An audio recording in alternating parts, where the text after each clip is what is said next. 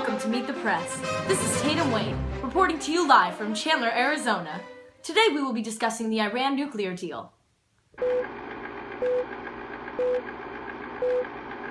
Poverty, protest, and international threats are all results of the economic sanctions placed on Iran in 2012.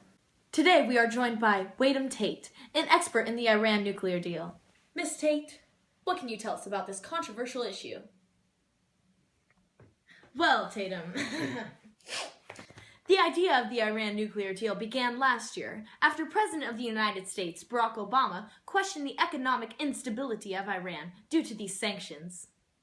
Ever since the Iran Revolution in 1979, the United States and many other nations have been imposing sanctions on Iran. A sanction is a threatened penalty for disobeying a law or rule. These sanctions target oil, exports, and many other business dealings. They were designed to limit Iran's uranium enrichment program and keep them from creating nuclear weapons. And now, in 2015, we have found ourselves in the position of renegotiation through the Iran nuclear deal. The Iran nuclear deal is an agreement between Iran and 6 formidable countries known as power nations.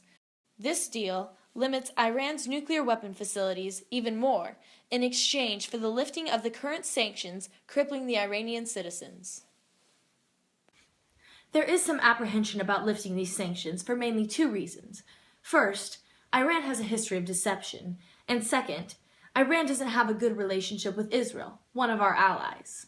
Thank you for coming in today. Thank you, Tatum. The Iran nuclear deal should be supported because it helps boost America's economy and foreign relations, and it also helps benefit the citizens of Iran. The current situation in Iran has reduced oil production by 1 billion barrels per month. Under this nuclear deal, Iran will regain its place as the 4th largest oil exporter in the world.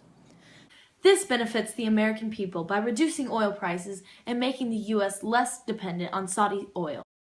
Trita Passi, the founder and president of the National Iranian-American Council, stated that the United States could benefit indirectly from Iran's windfall if Iran decides to spend more to help militia groups fight ISIS. And fighting ISIS helps everyone. These economic sanctions have affected the lives of many innocent Iranians in ways most people wouldn't even imagine. Let's hear from Beheshte Farshnishani, one of the innocent Iranians whose life was radically affected by said sanctions. In the summer of 2012, I personally witnessed some of these effects.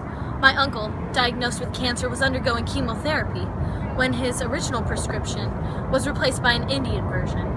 The side effects were so daunting and unbearable that his wife was forced to drive 3 hours north of Tehran every week to purchase the European version through a black market at almost 4 times the price.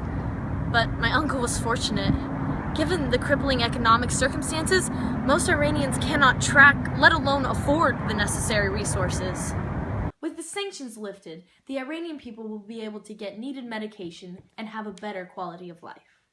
Ali Rabai, Iran's Minister of Labor, stated that every 1% growth in the economy could lead to the creation of 100,000 jobs. The creation of jobs will enhance family stability, education, and the Iranian population as a whole. Up next, keeping your Christmas tree from a doggy disaster.